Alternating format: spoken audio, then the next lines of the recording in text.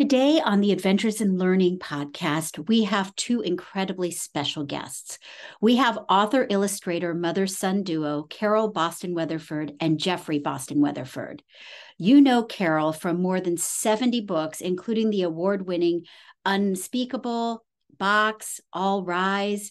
Jeffery has done so many incredible illustrations, including We Rise, We Resist, We Raise Our Voices. And today we are going to be talking about their new joint venture, Kin. Join me in welcoming the Weatherfords to our podcast. So, welcome to the Adventures in Learning podcast. Today, I am so thrilled to have mother son author illustrator duo Carole Boston Weatherford and Jeffery Boston Weatherford with us. We are celebrating the book birthday of Kin, Rooted in Hope, and we're going to talk all about that book as well as about the incredible work these two do in making nonfiction spring to life for us. So, welcome to the show.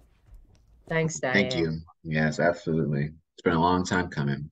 Well, I am so happy to have you both on. And before we dive deep into Kin, I have to ask, what is it like collaborating with each other as a mother and son?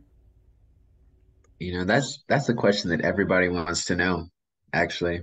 That's like one of the common questions, and I'll let my mom answer first. Well, we've been collaborating for a long time. Even before we did books, we collaborated on one thing or another, whether it was making pizza or cleaning up Jeffrey's room. But this is different. Yes. And I explained to Jeffrey that it is different. I said, when we're talking about art and books, it's not like when I was telling you to make up your bed. I said, but because I have seniority, I'm still the boss. So, but really, we do. He's an equal partner in this, and I respect his ability and his vision for the text that I write, and I just try to make the text as evocative as possible, so that he can then work his magic. But in some respects, it's just like working with any other illustrator. But of course, I'm more curious, and I probably bug him more during the process. But he doesn't necessarily show me sketches along the way. Sometimes I see sketches at the same time and art at the same time that the publisher does. Yeah, it's not like when I was young and I would be, hey mom, here's my art. Check it out, check this out. So, we keep it as professional as we can. That's wonderful. And so let's talk about Kin. What is the genesis of it? Share all about the book. I want to hear how you guys came to write this. I'd love it if you wanted to read a sample and to share the illustrations as well, at least some of them. Absolutely. Yeah, I think we both probably started working on Kin before we knew that we were working on it, because all our lives, from during our childhoods, which did not coincide, we were visiting our family's farmhouse on the eastern shore of Maryland. And in the living room of the farmhouse, there was a portrait, an old, probably daguerreotype of a man who was my great great and Jeffrey's great great great grandfather. And I knew from some point in my childhood that that man, Philip Money, had been enslaved. And I would learn more details as I grew up. Not a whole lot of details, but just where he was enslaved and the fact that Frederick Douglass was enslaved at this place as well. So that was, the genesis was probably, in our childhoods, just, going to this ancestral farm that's been in our family since Reconstruction in a village that our great great grandfather, great great or third great or second great grandfather co-founded in Talbot County, Maryland. Absolutely. So, and like my mom said, I've been going to this ancestral haven for as long as I can remember, since I was a young boy riding through the woods and the one lane roads and hearing about the stories and meeting my family. So yeah, it's definitely a lifelong project. if you will. That's just, this is just the tip of the iceberg that people see. Yeah, but really, we probably owe credit for this project to our agent, Ruben Pfeffer, who several years ago, after we had worked on, we had collaborated on You Can Fly, the Tuskegee Airmen, was looking for another project that we could work on together. And he said, he asked me, he said, is there some Black town that you could write about, like Edgar Lee Masters did in Spoon River Anthology?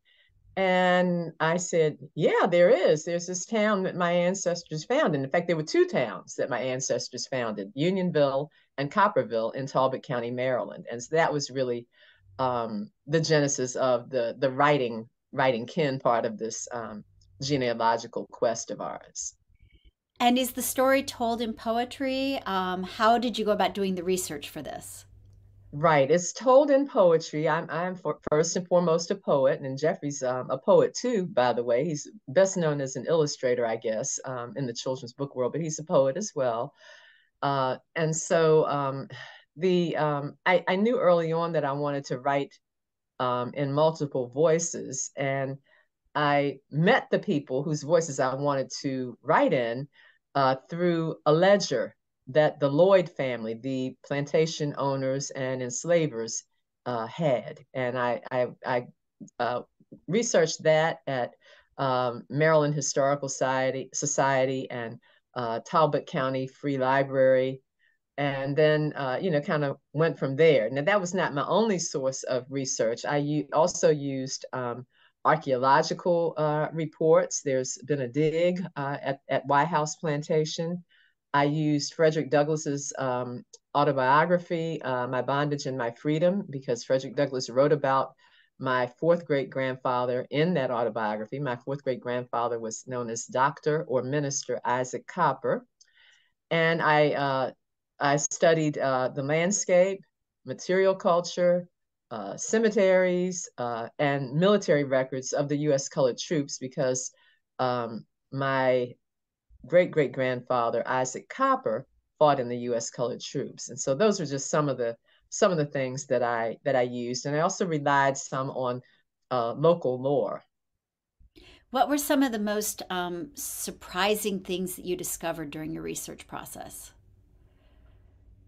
One of the most surprising things, well, there were two, and they both involve the man that I mentioned last, Isaac Copper, who fought in the U.S. colored troops. One at an exhibition of art by a woman named Ruth Starr Rose, who was also a resident of Copperville. She was a white resident of Copperville who came of age in on a former plantation that her parents came down from Wisconsin to restore.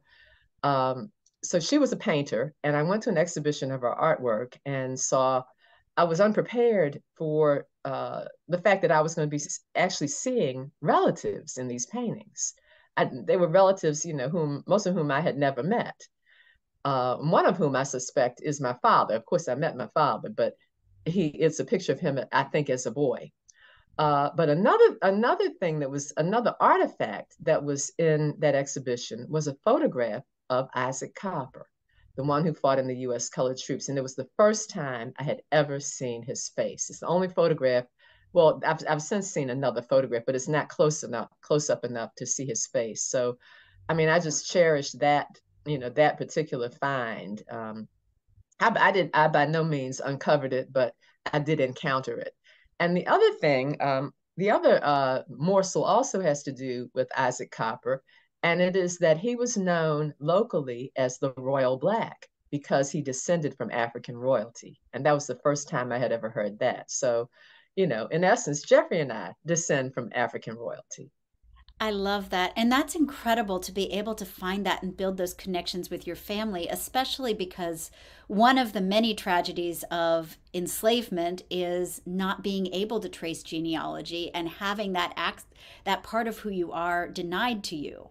Right. In fact, the year 1870 is considered the wall when it comes to African American genealogical searches because that's the first census that really counted not just counted, but named African Americans who had been enslaved. When African Americans were enslaved, they were not named in the census. They may have been counted in some way, but they were not named. So it can be very difficult to trace African American heritage prior to 1870.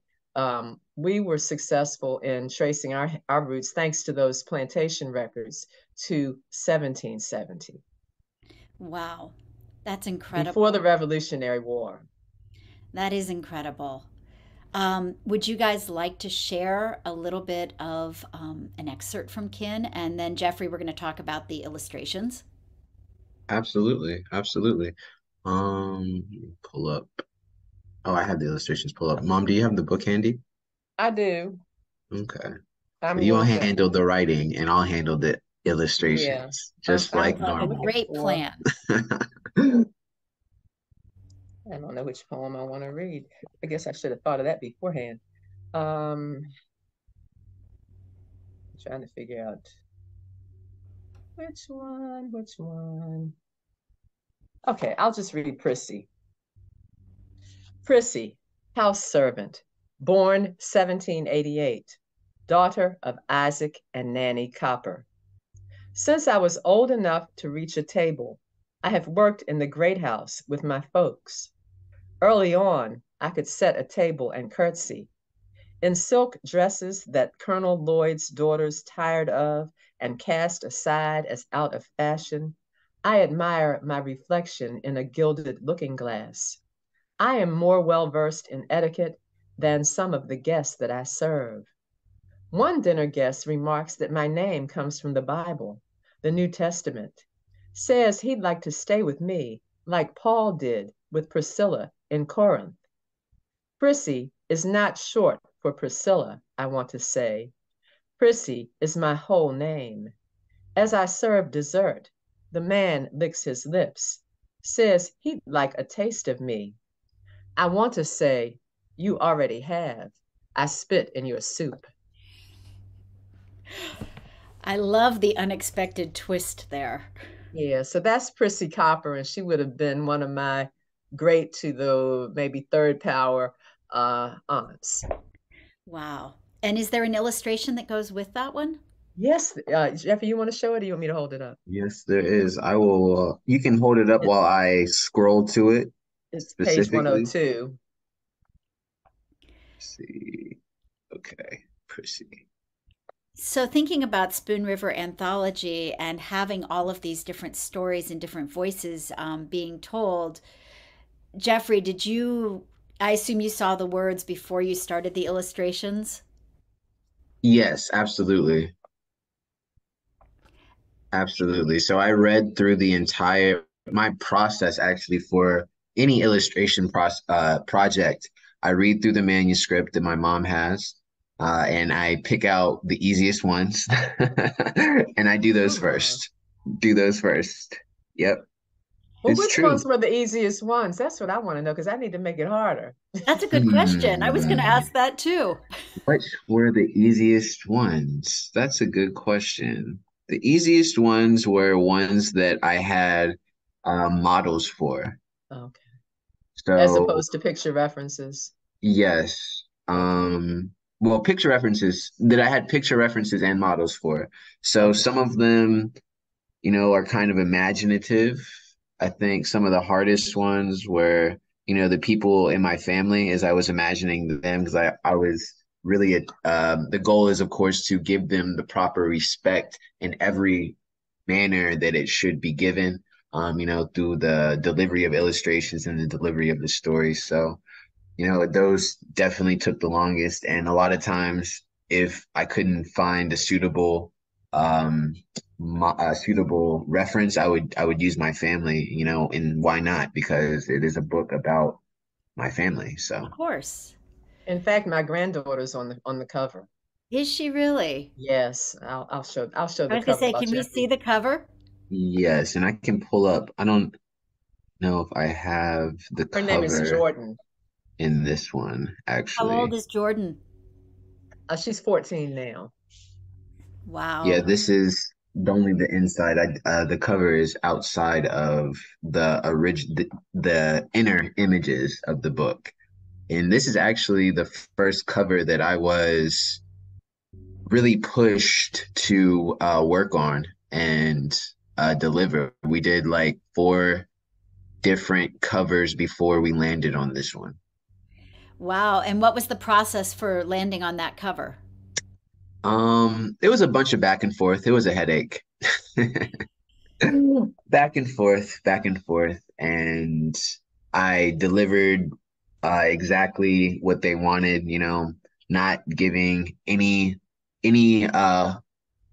any resistance, just being the paintbrush, if you will, and being the medium to the vision. And we went through four variations of that until, satisfaction was attained. And the cover that we see is, I'm happy with it. I'm glad that I had the opportunity to place another family member on the front. And I think the color that the art team, as well as the design that was put forth, is magnificent.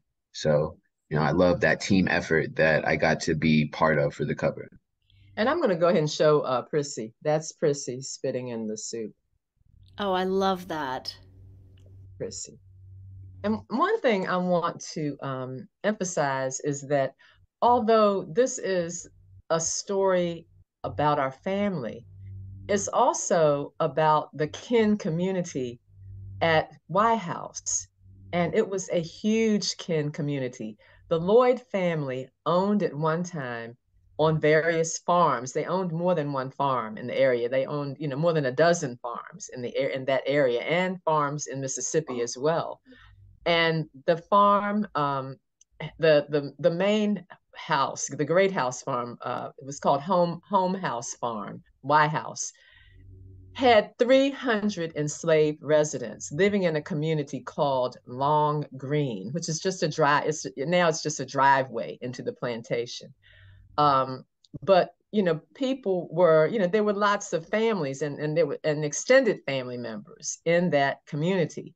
And so I not only, I think this is the first time, other than Frederick Douglass's autobiography, that anyone has really looked at the lives of the people on that plantation and given voice to those people. And so I not only wanted to give voice to my family members, but also to other members of that community at Long Green.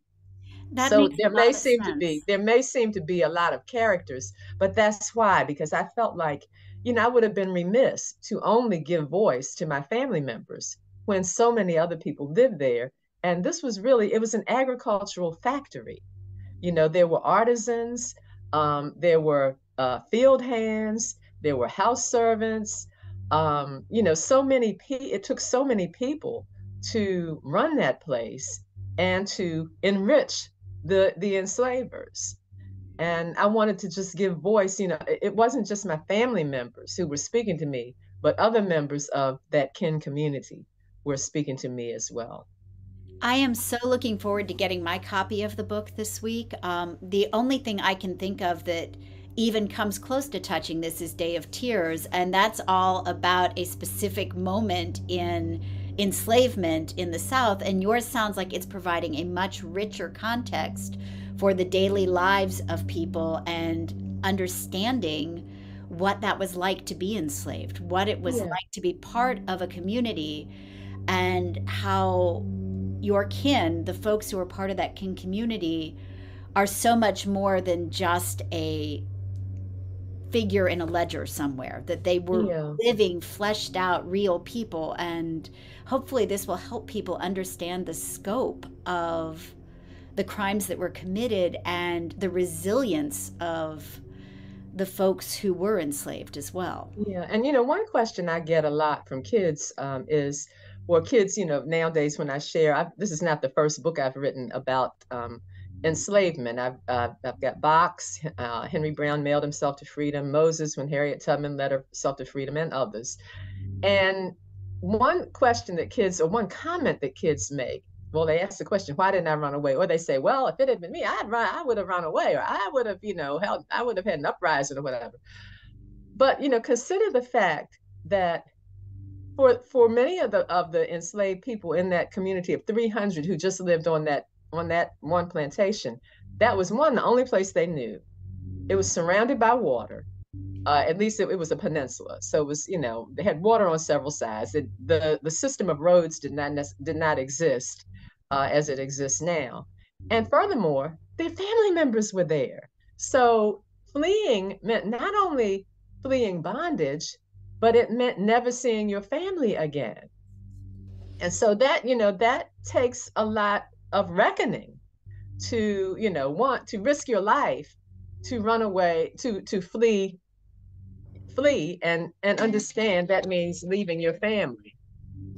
Exactly. Jeffrey, can you walk us through some of the illustrations and share a little bit about your process and tell us some Yes. context for them? Yeah, absolutely, absolutely. So I can just start here. This is actually one of my favorite illustrations in the book. It's a illustration, digital scratch board, um, rendered in a technique that I developed myself.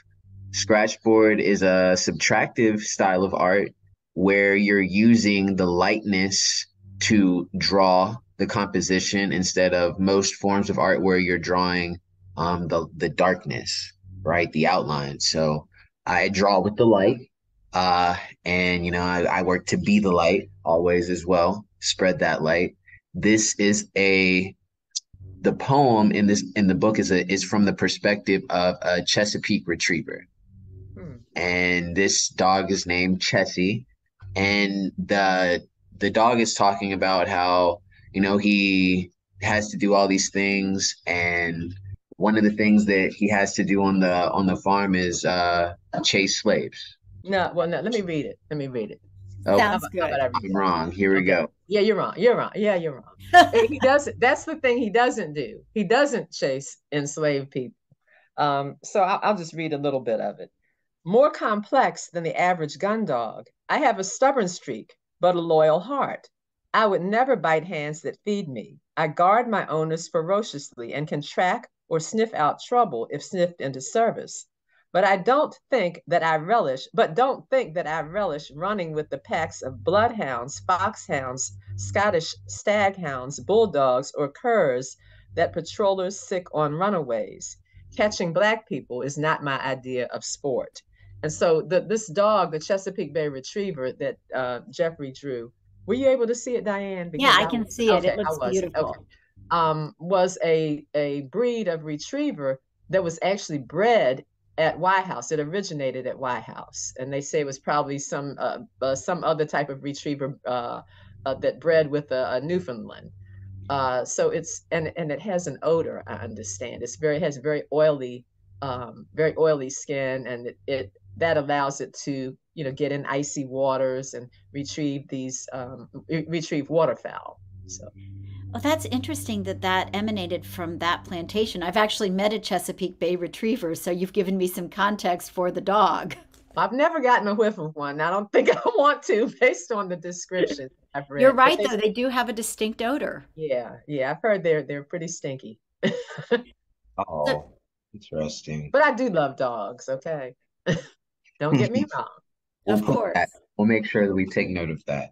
Yeah. Are there any Okay. other illustrations you want to share, Jeffrey? Yeah, absolutely. I can one of my favorite illustrations, I think one of my mom's too. Chicken Sue. What And page is that on? I do not have these I'll find numbered. it. Oh, I'll find it. So talk Well, about Chicken Sue while she's looking for the poem. so this particular poem, and I don't want to get it wrong again, but from what I remember, she was a field hand or a farm hand rather, who witnessed chicken fights. She was witnessing the roosters or the chickens fight each other, and I'm going to add, she also what kept the chickens. That was her responsibility on the farm, to she kept the chickens, and she had a little flock of her own too. So go on, Jeffrey. Right. And she had an affinity for them, right? As one would, a child would for animals that she takes care of. So I wanted to depict that in the image, and I definitely enjoy portraits, I think, more than anything in Scratchboard. Yeah. And did you Yeah, I have a love that. model I for love that this, or what illustration. was the inspiration for Sue? I'm sorry, the first part I didn't hear. Did you use a model for Chicken Sue, or did you I did. I did have a reference photo. This was actually a Haitian girl. Yeah, a young Oh, Haitian girl. okay. Yeah. And let me just read the last two lines. She cherishes these birds because she's able to sell them. Um, but she says, I fret when a hen goes missing. But if I clip their wings, I fear forgetting how to fly. So, so sometimes in the book, in the poems, these multi-voice first person poems, the enslaved character transfers their own aspirations onto an animal or something that they do with an animal. So she transfers the notion of freedom that she holds in her heart to these birds that can fly a little bit. They can fly more than she can fly. Chickens, of course, can't fly that far or that high. And then elsewhere in the book, the that thirst for freedom gets transferred to sailboats or to a horse. wonderful? How about one more illustration, Jeffrey? So Frederick Douglass. I like this one as well. So Frederick Douglass, he actually wrote about one of our ancestors, and this is a portrait, of course, of Frederick Douglass, which I had a reference photo for. I like photo images where I have very clear reference photos, um, that I can see the details. It definitely changes the end result of the illustration.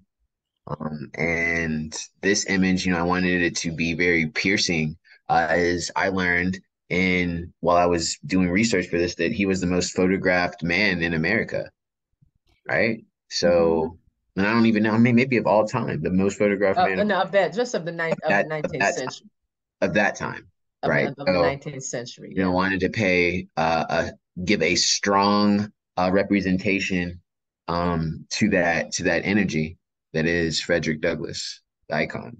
Well, and the eyes are absolutely piercing. Like you can't look away from them. It's really captivating. Thank you. And and of course, that's the conundrum of being an illustrator when you do this fantastic, realistic piece of art, and then you see the layout and it's teeny tiny. So, I mean, that happens every time. With You Can Fly, Jeffrey had an airplane that he did in great detail, and it wound up the airplanes they reproduced three of the airplanes, I think, on the cover, and they were maybe 2 or 3 inches long each, maybe 2 inches long each. So, Mhm. but that doesn't take away from the skill that Jeffrey put into the artwork. I wanted to just show a couple of illustrations if I can. Sure. This goes Ooh, with and I can pull them up. Big Jacob the gardener. I'll pull that up. And I like that one because I know, having witnessed Jeffrey's development as an artist, how obsessed has been with drawing hands. And I told him, I said, I think you've mastered it now. You can stop drawing hands. You've mastered it. And and then I have another favorite, Jeffrey. I don't know whether you can find it quicker than I can, but it's the one of Nan Copper breastfeeding. My fourth grade I can grandmother, find that one. I see that. yeah, Nan Copper was essentially she worked in the great house, but I believe because she was called Nan and Nanny that she was probably a wet nurse. And so Oh, Jeffrey depicted her breastfeeding a white infant, a white baby.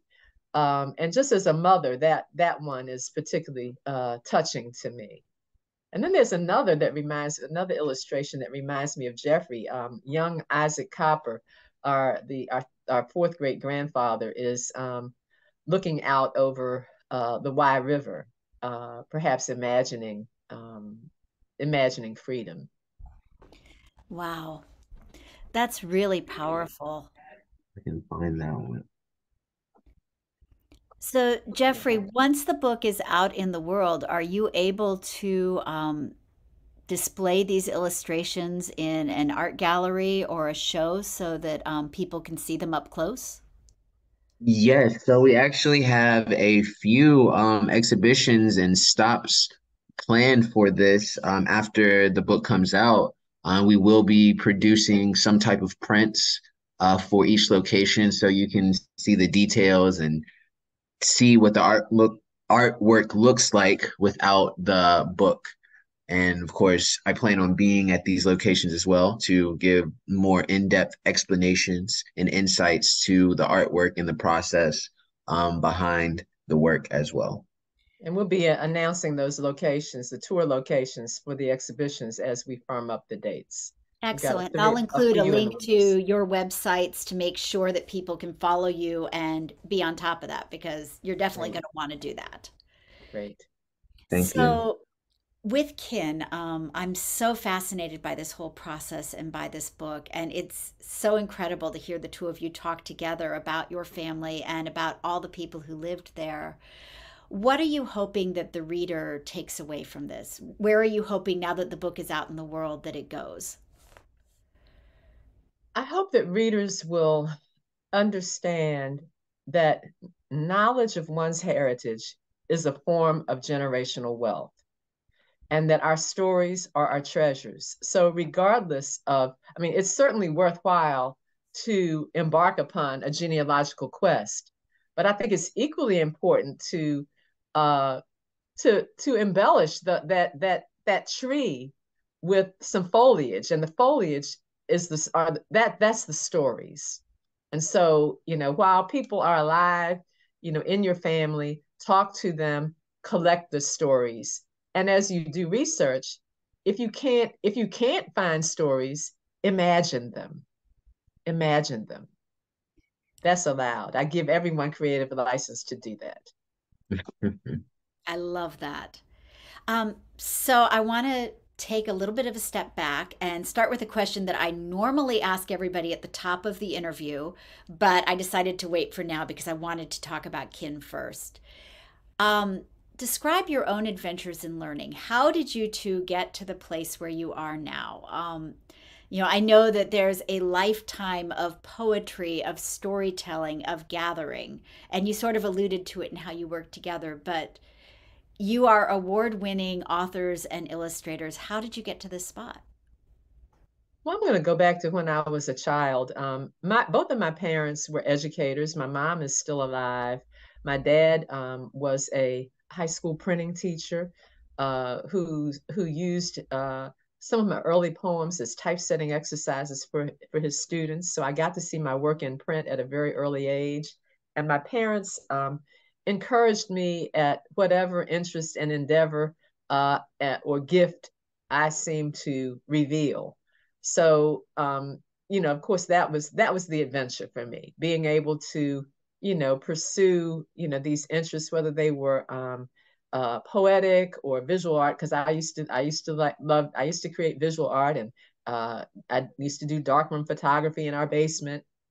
I just had these parents who were supportive, who recognized that I was gifted, and who knew how to nurture those gifts. So that was, I guess, the adventure for me. And then, of course, being a mother, that's another adventure in learning. And I can thank Jeffrey and his sister Caresse for that.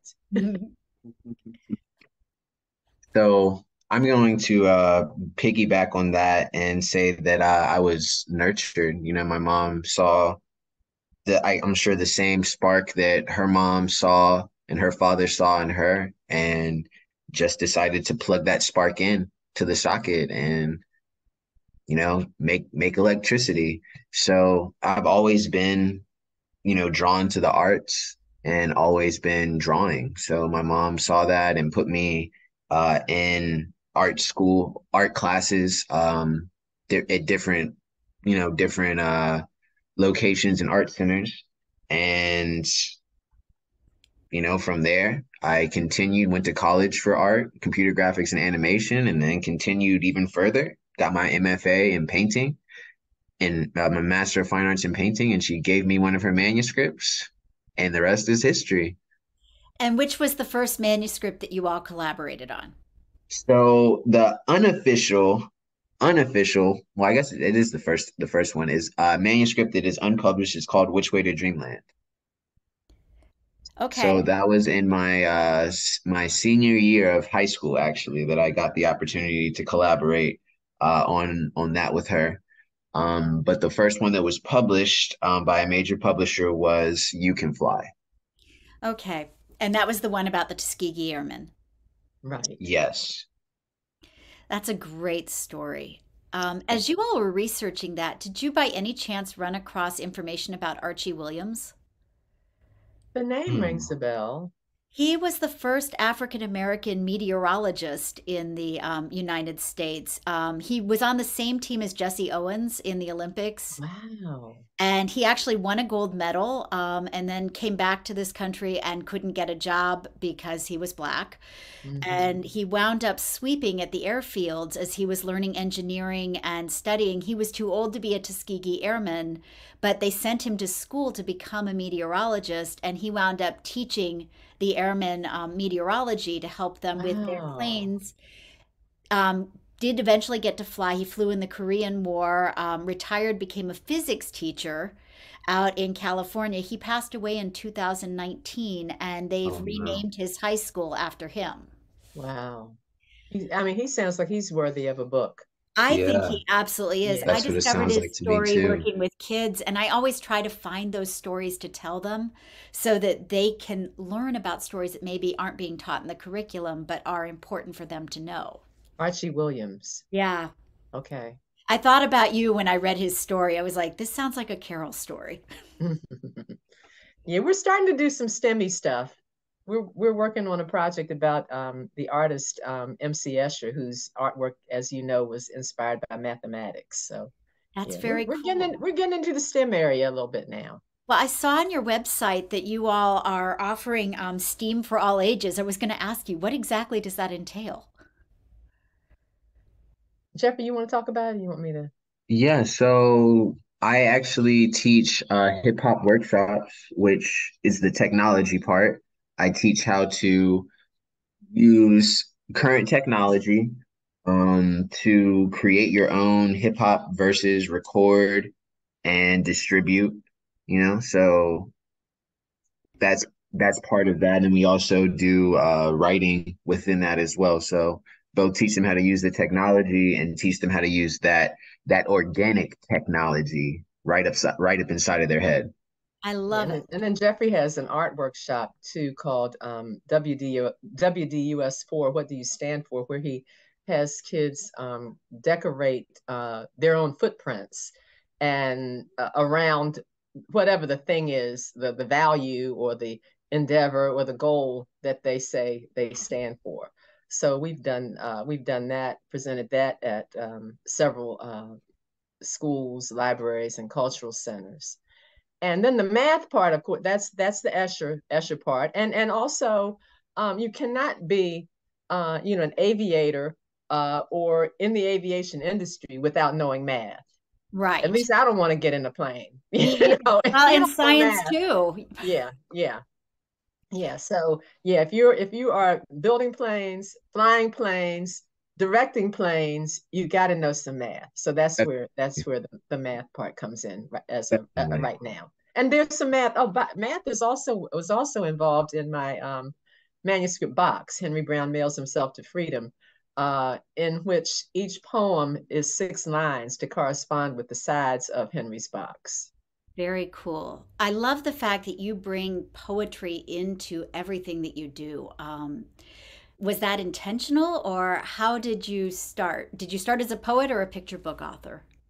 I started as a poet. I mean, my first picture book was not poetry, but it's only because I had written it in verse first, and the editor said, "Would you write it in prose?" And then after that, my work most of my work tended to be poetry rather than prose. I do have some books in prose, Freedom on the Menu, the Greensboro Sit-ins, and The Faith of Elijah Cummings are two examples. But I'm most comfortable in poetry. I consider poetry my first literary language. And Jeffrey's a poet too, as he's a rapper and performance poet. And we've got a book coming out called Wrap It Up, and it's actually about how to write rap. Oh, wow. Yeah, That sounds like a lot of fun. I like the way that you make poetry accessible for kids today as well. A question for you all in terms of you've got right now, Carole, you've got over 70 books that have been published. How right. do you decide who you want to write about? I write about people that I admire, who intrigue me. But even if they intrigue me, I've got to admire them. I'm not going to waste my time writing about somebody that I don't admire. Or if I write about a historical event that is harrowing, I want to write. I write about it because I think people need to know about it. Maybe in some cases, like the Tulsa Race Massacre. Um, New information about it was suppressed, and so many people didn't know about it. And I thought it was a seminal, but albeit horrific event in American history. I thought that people needed to know about it. So, it's got to interest me first of all, and I think I need to think that it's of significance to young people or a wider audience. And also, I don't want too many other books to have been written about it. If I can, I'd like to be first. Um, and beyond that, hopefully there's a market for it. So, if something is I tend to write about obscure subject matter. And if it's so obscure that I think there's no market for it, I'm probably not going to pursue it, at least not at this stage in my life. And as you're going through and doing the research on your books, how do you decide what to include and what to leave out? Because I'm imagining as you're researching events and people, there's way more than you can fit into a picture book. Right. That's always hard. I look for the details that are going to resonate most with the reader. um, of course, the detail and also develop the character or develop the story. And you're right, I can't include everything. It's tempting. Um, and it was especially tempting in Ken with 300 people living at White House, but I couldn't include 300 voices. So I had to pick ones that would be, perhaps, archetypes for those that I could not include. That makes sense to me. And Jeffrey, as you're receiving all the words, how do you go about deciding what to include in terms of detail in the illustrations? So as I'm reading the manuscript, I kind of get visions. I don't know any other word to kind of say, but yeah, I kind of get visions about, uh, the story, and I see the images and the ones that like speak to me first and fast. Again, I called it easy, but I don't know, maybe it's not. It's just they speak to me more, and those are the ones that I choose, and I work to kind of continue whatever uh subject matter, I guess, like expound upon them in the images that don't speak to me, if that makes sense. Like almost like if there's like a mention of a person in one poem and then there's a mention of them in another, I might take components from the first poem that was speaking to me to translate into the next poem, like a field or a house or what they were carrying or their clothing, just something to create continuity between the artwork. Okay, that makes a lot of sense to me. And what are you two working on now? You mentioned Escher. Do you have individual projects as well as things that you're collaborating on? Do you do more than one thing at a time? I do. I always have more than one thing going. Too many things going on. Usually, I'm always multitasking. I'm always working on more than one manuscript, and I'm always thinking of projects that Jeffrey and I can collaborate on. So right now it's Escher, and we've been working on and off for a while on a hip hop manuscript that we're writing. So I guess we'll get that finished one day. We will. We will. And there's an Easter egg. Jeffrey's actually in the book. Is he really? Oh, share Jeffrey's that. He used himself as a model. You know, he couldn't afford to pay anybody. So I think that's you, right? Uh-huh. That is me. Okay. And then there's another one. I think it's after that one. I'm in there too, but not as a model. There's actually a depiction As of a picture of herself. the two of us. Appears as herself. Yeah, I appear as myself. There he is again. Oh, wow. Yeah. He's portraying what, Charles Copper? Yeah, Charles Copper. Born 1817. Very good, Jeffrey. Yeah, very, very good model for that. Thank you. Well, I am so looking forward to seeing that book. I'm hoping that our listeners will run out and grab their copies. And the last question I want to ask you all today is, what brings you hope? Hmm.